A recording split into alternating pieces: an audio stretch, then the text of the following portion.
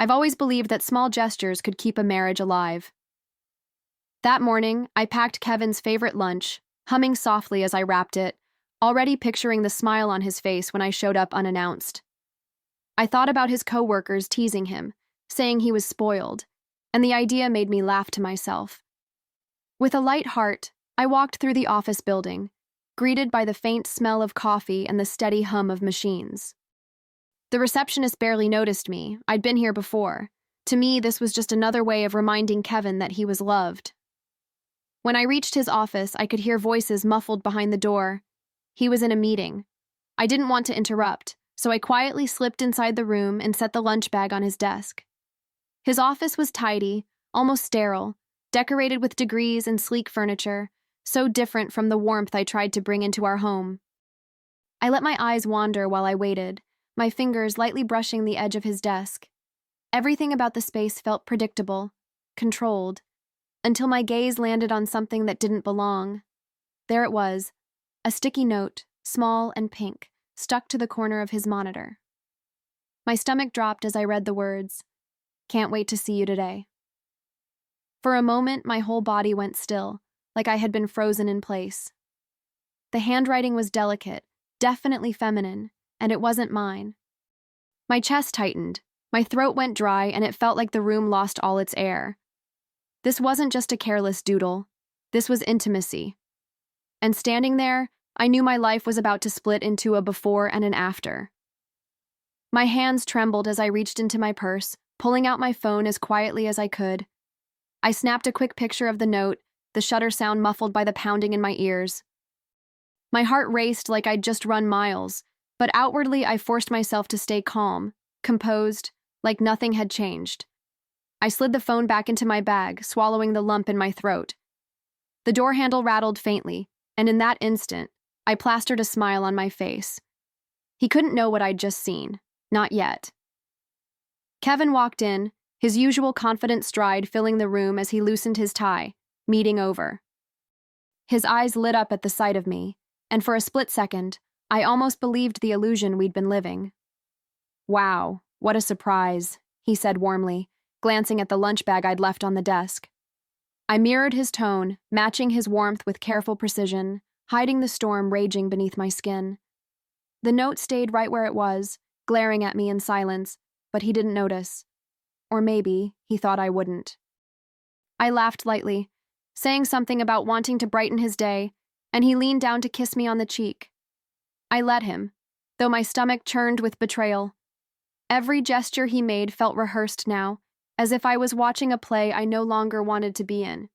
I answered his small talk, nodded at the right moments, but all the while my eyes kept flicking back to that sticky note, burning into me. He had no idea I'd already begun rewriting our story in my head. And this time, I wouldn't play the fool. As we chatted, my mind spun in circles, replaying every late night at the office, every muted phone call, every vague excuse I'd brushed aside. Suddenly, they all lined up like puzzle pieces, fitting together in a way I hadn't wanted to see. My pulse throbbed in my ears, but I forced myself to keep my smile steady. If Kevin noticed anything unusual, he didn't show it. He leaned back in his chair, talking about deadlines, about clients, about the stress of work. And all I could think was, work isn't what you're sneaking away for, is it? I nodded, asked the right questions, even laughed at the right moments. On the surface, I was the supportive wife, the one who showed up with lunch because she cared. Inside, though, something inside me was shifting. It wasn't just sadness or shock, it was sharper, heavier. A mix of fury and clarity, like steel forming under fire. That sticky note wasn't just evidence, it was permission. Permission to finally see him for what he was, and to stop pretending I didn't already know. Before I left, I kissed him on the cheek again, a gesture that now felt more like a performance than affection. "Enjoy lunch," I whispered, steadying my voice, though my heart was anything but steady. He smiled, completely oblivious, and turned back toward his desk. I walked out of that office carrying more than an empty food container. I carried the truth, captured in a single photo hidden in my phone. And as I pushed open the building's glass doors, I knew this wasn't the end. It was only the beginning. Back home, the house felt heavier than usual, like the walls themselves were holding secrets. I dropped my bag on the counter and just stood there, staring at nothing, the image of that sticky note replaying over and over in my mind.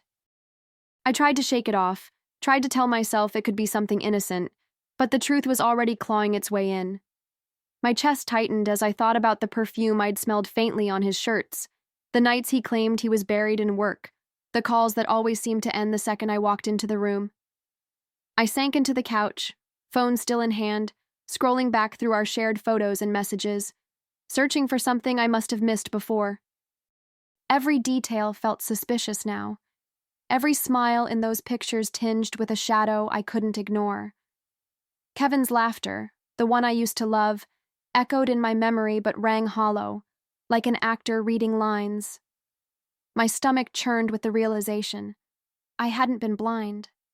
I had chosen not to see, and that choice had protected him, not me. That night, I barely slept. My mind raced with possibilities, every scenario darker than the last. Who was she? How long had this been going on? And worse, did he love her? I stared at the ceiling, my fists clenched against the sheets, while his soft snores filled the room beside me. He looked so peaceful, so unbothered, as if the double life he was leading cost him nothing. But for me, each unanswered question was fuel. I wasn't just hurt anymore.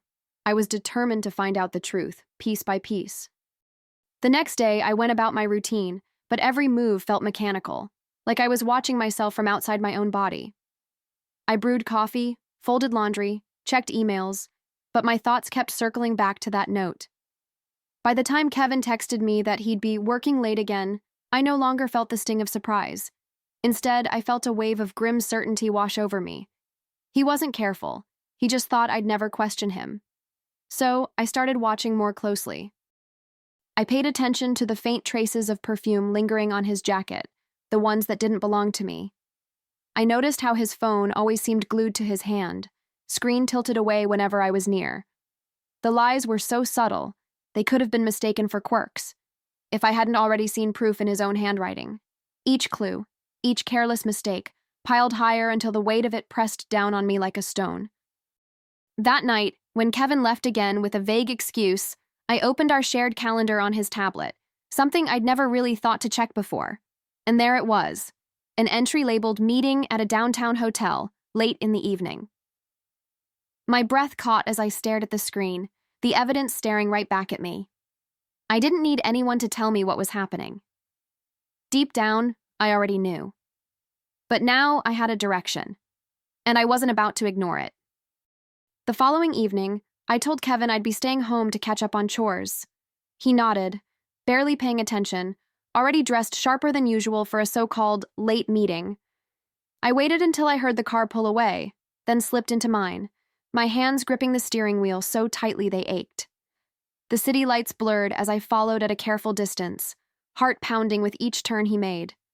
My body buzzed with fear and adrenaline, but my mind was cold, clear. I needed answers, and this time, I wasn't turning back. When he parked in front of a downtown hotel, I already knew. But watching him step out, smoothing his shirt like a man going on a date, still cut deeper than I'd imagined.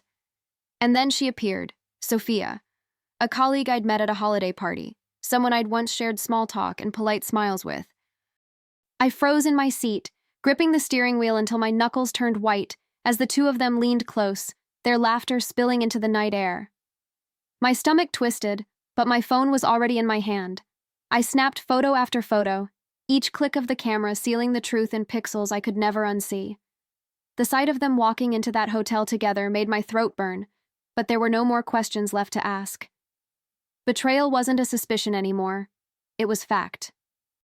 As I sat there, heartbroken but strangely steady, I realized something. The hurt was real, but so was the power it gave me. For the first time in months, I wasn't in the dark. And if Kevin thought I'd crumble, he was about to learn just how wrong he was. Confrontation would have been the obvious choice, storming into the hotel lobby, screaming, demanding answers. But as I sat in my car that night, gripping my phone with trembling hands, I knew I didn't want obvious. I didn't want tears or apologies rehearsed in the bathroom mirror. I wanted impact. I wanted Kevin to feel the ground crumble beneath him the way he'd just shattered mine. So, instead of rage, I drove home with a strange, quiet calm. Revenge didn't need to be loud. It needed to be unforgettable. The next morning, while Kevin went about his routine like nothing had happened, I started piecing together my plan. My job in marketing had trained me to craft narratives, to spin stories in ways that captured attention and left people talking. Why should this be any different?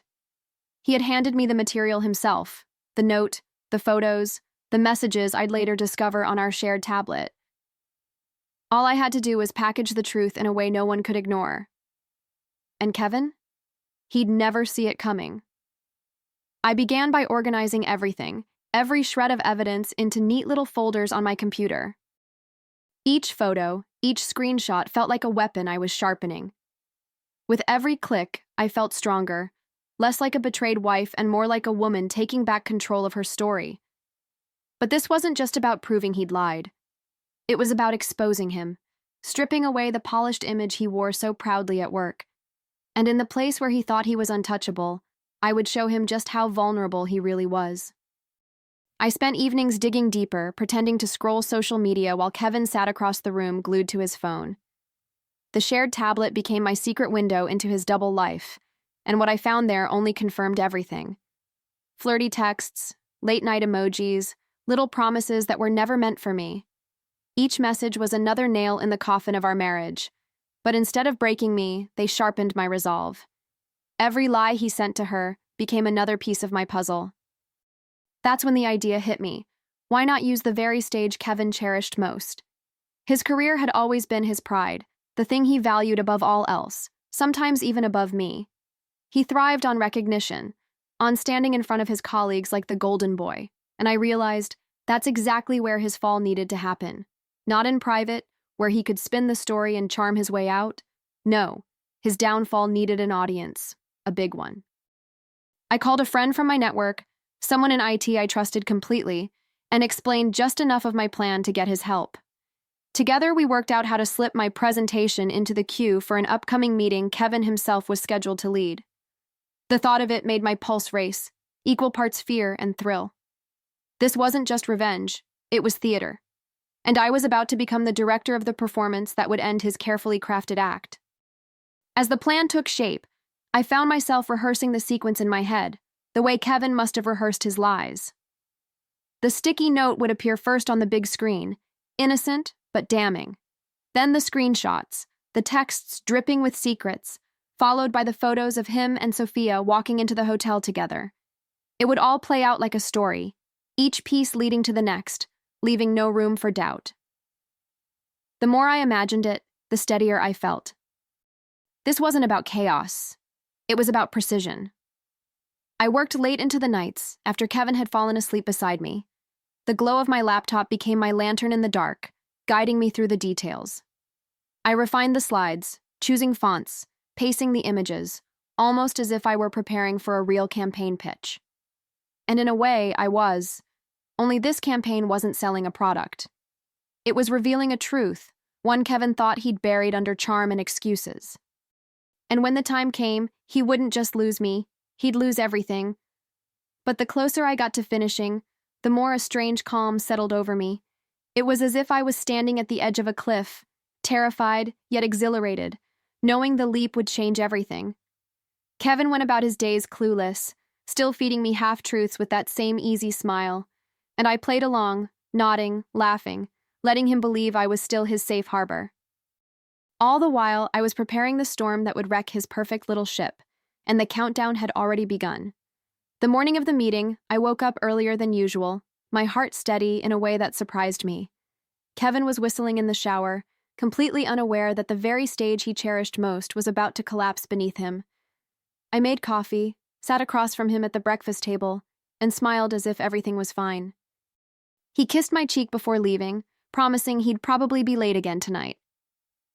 I just nodded, biting back a laugh he didn't deserve to hear. By the time I arrived at his office building, the conference room was already buzzing.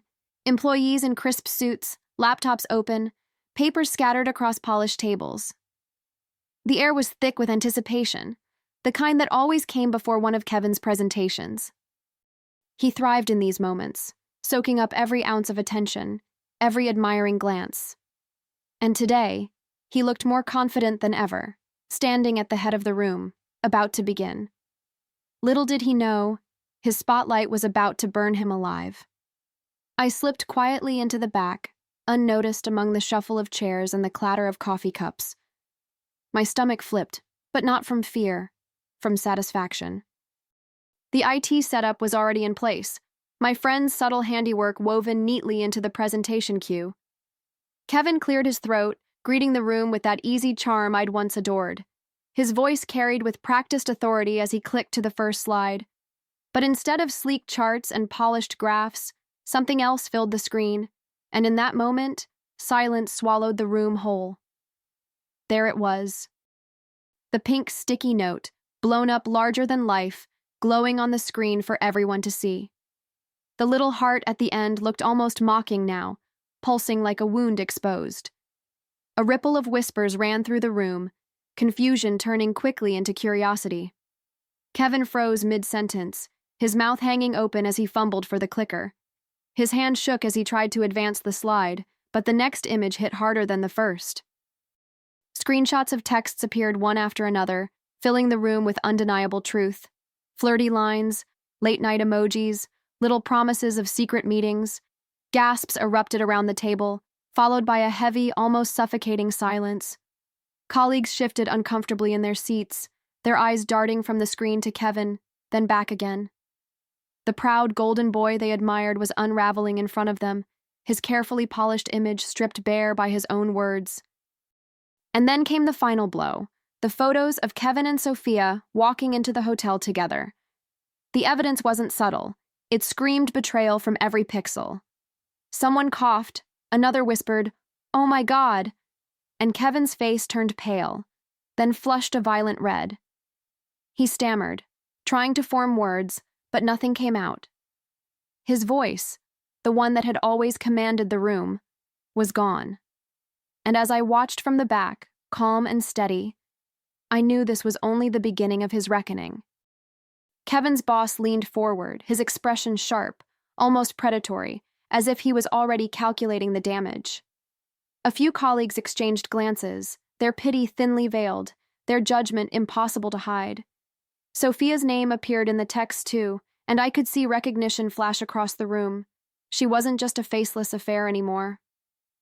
Kevin's shoulders sagged, his confidence draining away in front of the very people he lived to impress.